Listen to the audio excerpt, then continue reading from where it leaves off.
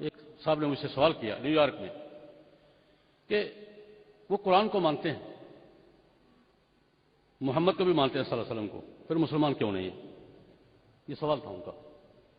قادیانی قرآن کو بھی مانتے ہیں، حضرت محمد کو بھی مانتے ہیں، مسلمان کسے کہتے ہیں؟ جو قرآن کو مانے اور حضرت محمد کو مانے صلی اللہ علیہ وسلم کو، پھر مسلمان کیوں نہیں ہے؟ یہ تو یہودی تھا سوال کرنے والا۔ میں نے کہا میرے بھائی تم کون ہو؟ یہودی۔ کیوں؟ موسیٰ علیہ السلام کو مانتے ہو، تورات کو مانتے ہو۔ عیسائی موسیٰ کو مانتے ہیں یا نہیں مانتے؟ کہتا مانتے ہیں۔ تورات کو مانتے ہیں یا نہیں مانتے؟ مانتے ہیں۔ میں نے کہا عیسائی یہودی عیسائی جو ہیں موسیٰ علیہ السلام اور تورات کو ماننے کے باوجود یہودی نہیں ہیں، اگر وہ یہودی ہونے کا کلیم کریں گے تو مانو گے؟ نو۔ کیوں؟ کہتے ہیں کہ وہ تورات کو بھی مانتے ہیں، موسیٰ کو بھی مانتے ہیں، لیکن اس کے بعد ایک اور نبی کو مانتے ہیں، ایک اور کتاب کو مانتے ہیں۔ بے شک مانتے پھر ہیں تورات کو، بے شک مانے وہ موسیٰ علیہ السلام کو، لیکن ان کے بعد وہ انجیل کو بھی مانتے ہیں اور عیسیٰ کو بھی مانتے ہیں، اس لیے وہ یہودی نہیں ہیں۔ میں نے کہا کہ چلو عیسائیوں کے بعد میں مسلمان ہوں الحمدللہ، تورات کو بھی مانتا ہوں، موسیٰ کو بھی مانتا ہوں، عیسیٰ کو بھی مانتا ہوں، انجیل کو بھی مانتا ہوں۔ اگر خدا نہ کرے میں مثال کے طور پر کروں، میں کلیم کروں کہ میں یہودی ہوں، مانو گے؟ کہ نہیں، اس لیے کہ تم عیسیٰ اور انجیل کے بعد ایک اور نبی کو مانتے ہو، محمد کو مانتے ہو، قرآن کو مانتے ہو علیہ الصلوات والتسلیمات۔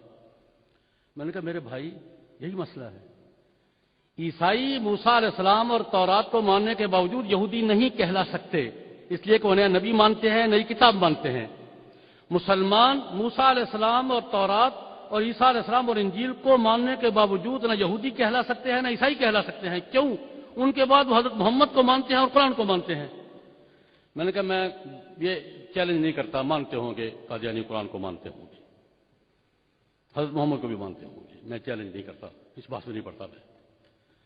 لیکن جس اصول پر پہلا تسلسل چل رہا ہے وہ حضرت محمد صلی اللہ علیہ وسلم کے بعد اور قرآن کے بعد مرزا غلام احمد کو نبی مان کر اور اس کی کتاب تذکرہ کو وحی مان کر وہ مسلمانوں میں شامل نہیں ہے۔ اگر حضرت عیسیٰ اور انجیل کو ماننے والے الگ مذہب ہیں، حضرت محمد صلی اللہ علیہ وسلم اور قرآن کو ماننے والے الگ مذہب ہیں، تو اس کے بعد کسی بھی نبی اور کسی بھی وحی کو ماننے والے الگ مذہب ہیں۔ تو نے کہا ٹھیک ہے یہ بات تو سمجھ میں آئے گا نا سر، کہتا ہے میری بات سمجھ میں آ گئی ہے۔ اچھا ان کے حقوق کیوں تم پامال کرتے ہو، حقوق کیوں نہیں مانتے؟ میں نے کہا کون سے حقوق؟ ان کا کلیم یہ، ان کا دعویٰ یہ ہے کہ ہمارا ٹائٹل اسلام کا رہے گا۔ میں نے کہا میں تم سے پوچھتا ہوں، ایک فرم ہے، کمپنی ہے، 100 سال سے ایک ٹریڈ مارک پر، ایک نام پر کام کر رہی ہے، اس کا ایک نام ہے، اس کی ایک ساکھ ہے، اس کا ٹریڈ مارک ہے، لوگو ہے اس کا۔ اس میں سے 2-4 آدمی الگ ہو کر ایک نئی کمپنی بنا لیتے ہیں، ہے ان کا بنا لیں۔ ایک 100 سال سے چلے آنے والی کمپنی کے 4 آدمی الگ ہوتے ہیں، ایک الگ کمپنی بنا لیتے ہیں۔ یہ نئی کمپنی پرانی کمپنی کا نام استعمال کرنے کا حق رکھتی ہے، لوگو استعمال کرنے کا حق رکھتی ہے، ٹریڈ مارک استعمال کرنے کا حق رکھتی ہے۔ اور اگر کمپنی نئی ہے، نام پرانی کا استعمال کریے، قانون اس کو کیا کہتا ہے؟ دنیا کے کسی ملک کا قانون کسی فرم سے الگ ہو کر نئی فرم بننے والی کو پرانی فرم کا نام استعمال کرنے کا حق دیتا ہے، اس کا ٹریڈ مارک استعمال کرنے کا حق دیتا ہے، اس کا لوگو استعمال کرنے کا حق دیتا ہے۔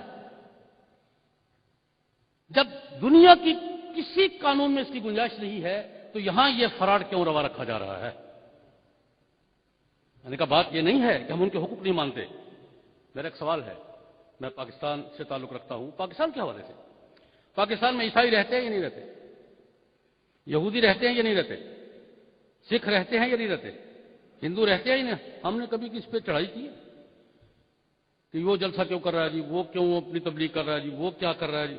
کبھی سوال نہیں۔ سکھ تو اتنے آتے جاتے ہیں کہ ایک وقت ایسا آتا ہے سال میں کہ لگتا ہے کہ ہر طرف سکھ ہی سکھ ہے، سال میں ایک ایسا موقع آتا ہے کہ ہر طرف پگڑیاں ہی پگڑیاں نظر آتی ہیں۔ کبھی کسی عالم دین نے سوال اٹھایا ہو؟ سوال یہ ہے کہ عیسائیوں پر سوال کیوں نہیں ہے، یہودیوں پر کیوں نہیں ہے، سکھوں پر کیوں نہیں ہے، ہندوؤں پر کیوں نہیں ہے، قادیانیوں پر کیوں ہے؟ وہی بات جو حضرت مولانا عبدالحفیظ مکی دامت برکاتہ نے فرمائی تھی، میں اپنے انداز میں کر رہا ہوں کہ ہندو اپنے آپ کو ہندو شو کر کے بات کرتے ہیں، وہ ہمارے حقوق پہ کلیم نہیں کرتے. ہندو اپنے حقوق کے دائرے میں رہتے ہیں، سکھ اپنے حقوق کے دائرے میں رہتے ہیں، ہمارے حقوق کلیم نہیں کرتے. عیسائی اپنے حقوق کے دائرے میں رہتے ہیں، ہمارے حقوق پر کلیم نہیں کرتے. قادیانی اپنا سٹیٹس تسلیم نہیں کر رہے اور ہمارے حقوق اپنے نام الاٹ کرانا چاہتے ہیں. یہ کیسے ممکن ہے؟ یہ کیسے ہو سکتا ہے؟ اس لیے زیادتی ہم نہیں کر رہے، زیادتی قادیانی کر رہے ہیں. اور اس زیادتی پر بین الاقوامی رایامہ یا لابیاں یا یہ ہیومن رائٹس کے ادارے یا کمیشن وہ قادیانیوں کی سپورٹ کر کے ہمارے جذبات مجروح کر رہے ہیں، ہمارے عقائد، ہمارے مفادات اور ہمارے جو اسٹیٹس ہے اس کو مجروح کرنے کی کوشش کر رہے ہیں.